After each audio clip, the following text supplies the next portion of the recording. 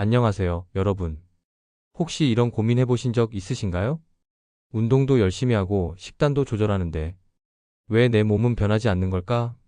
특히 나이가 들수록 더 힘들어지는 건강 관리. 오늘은 우리 주방 한켠에 조용히 자리하고 있는 그런데 놀라운 힘을 가진 발효식품의 비밀을 파헤쳐 보겠습니다. 준비되셨나요? 그럼 시작하겠습니다. 먼저 발효가 뭔지부터 알아볼까요? 발효는 단순히 음식이 오래 묵는 게 아닙니다. 미생물들이 음식 속 영양소를 분해하고 재조합하면서 완전히 새로운 물질로 바꾸는 과정이죠. 특히 당분이 들어간 과실청의 경우 처음에는 그냥 달콤한 시럽처럼 보입니다. 하지만 1년, 길게는 2년을 숙성시키면 어떤 일이 벌어질까요? 복잡한 이당류가 우리 몸이 바로 흡수할 수 있는 단당류로 쪼개집니다.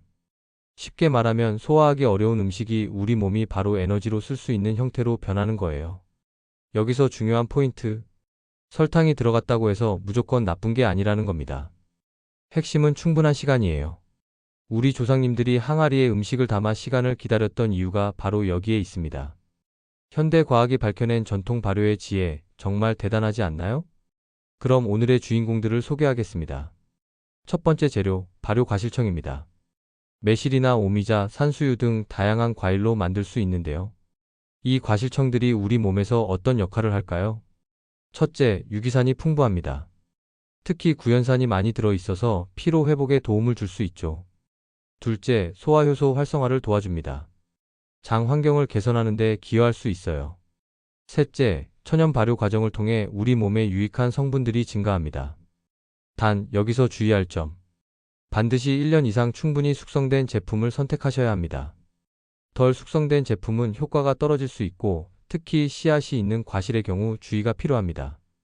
두 번째 재료, 식물성 오일입니다. 들깨로 만든 들기름이 대표적이죠. 들기름의 가장 큰 장점은 오메가-3 지방산입니다. 전체 성분의 60% 이상이 알파-리놀렌산이라는 식물성 오메가-3인데요. 이게 우리 몸에서 어떤 일을 할까요? 혈관 건강을 지원하고 체내 염증 반응을 조절하는 데 도움을 줄 수 있습니다. 여기서도 중요한 팁, 반드시 생들기름, 즉 저온 압착 방식으로 짠 기름을 사용하세요. 고온에서 볶아 만든 일반 들기름은 고소한 맛은 있지만 영양소가 많이 파괴됩니다.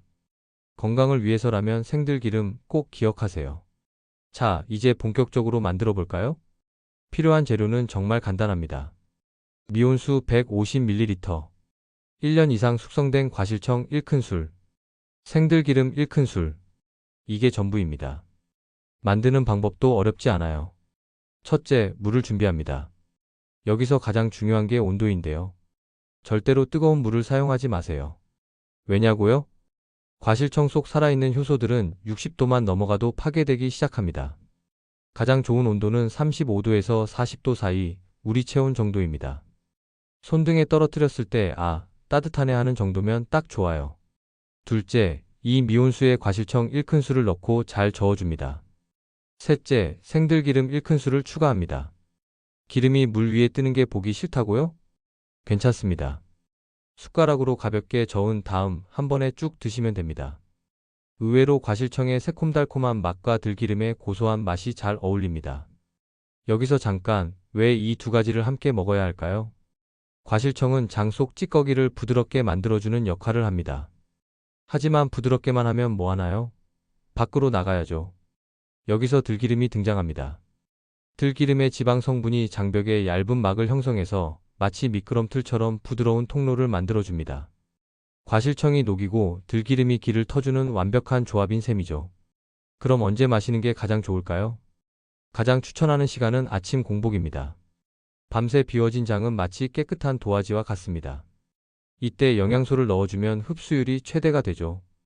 아침 공복에 이 음료를 마시면 장이 활발하게 움직이기 시작합니다. 하루를 시작하는 에너지도 얻을 수 있고요. 하지만 모든 분께 공복이 좋은 건 아닙니다. 평소 위가 약하신 분들, 공복에 신맛을 먹으면 속이 쓰린 분들은 어떻게 해야 할까요?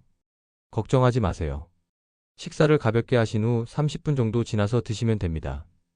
따뜻한 미음이나 죽 한 그릇으로 위를 달래신 후에 마시는 거예요. 효과는 똑같습니다. 단지 위에 부담을 덜 주는 방법일 뿐이죠. 섭취할 때 주의할 점도 있습니다. 한 번에 벌컥벌컥 마시지 마세요. 입안에서 천천히 굴리듯이 침과 잘 섞이게 하면서 드시는 게 좋습니다. 침 속에도 소화 효소가 있거든요.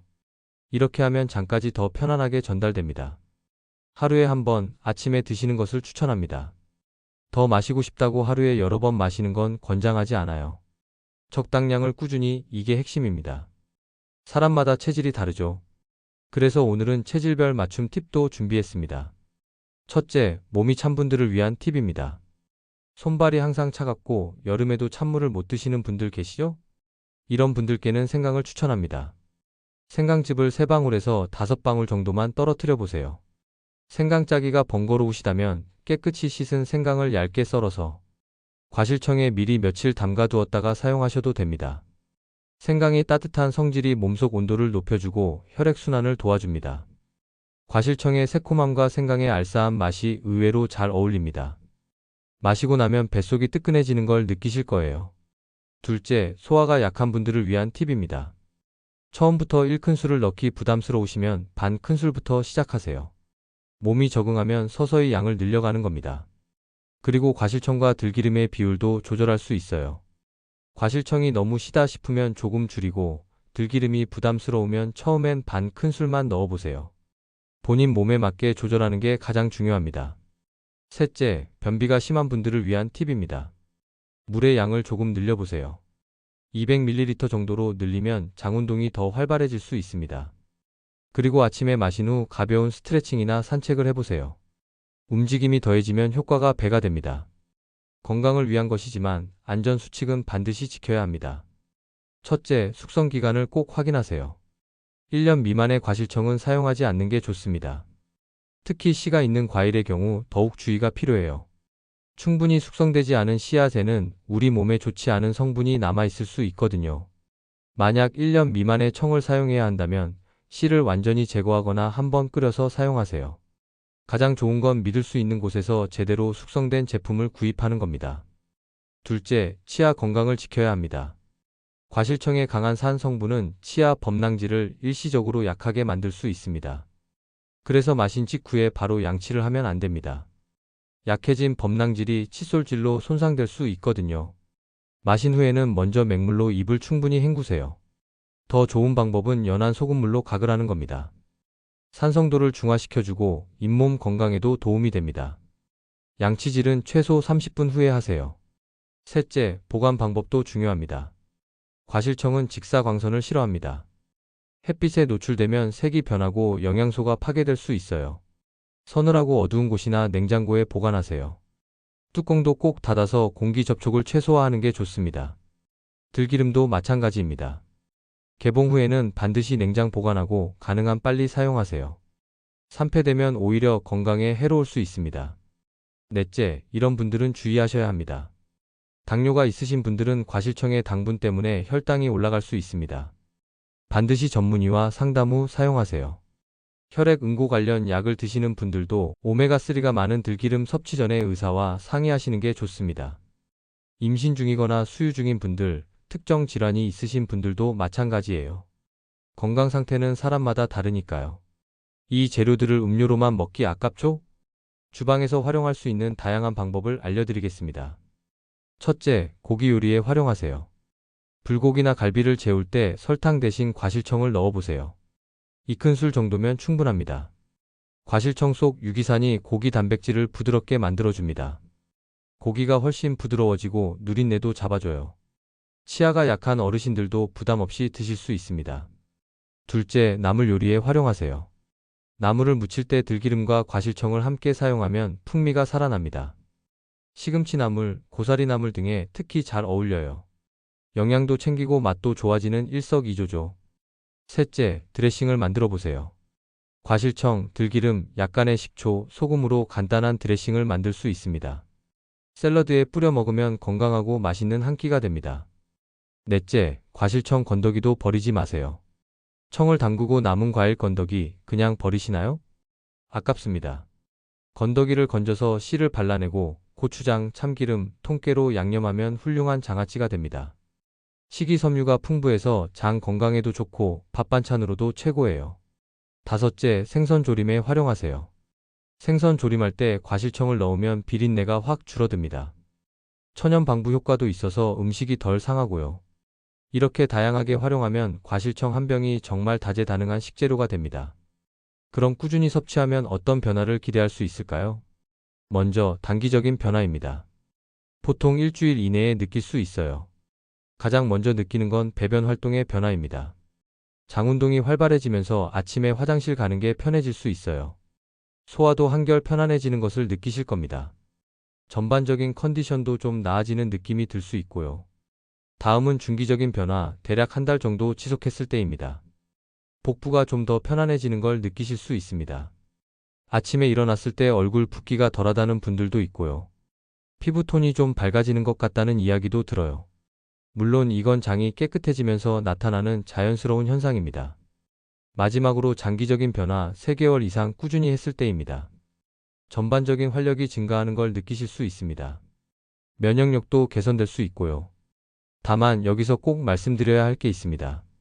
이런 변화들은 사람마다 다릅니다. 어떤 분은 일주일 만에 큰 변화를 느끼고 어떤 분은 한 달이 걸릴 수도 있어요. 또 어떤 분들은 큰 변화를 못 느낄 수도 있습니다. 우리 몸은 모두 다르니까요.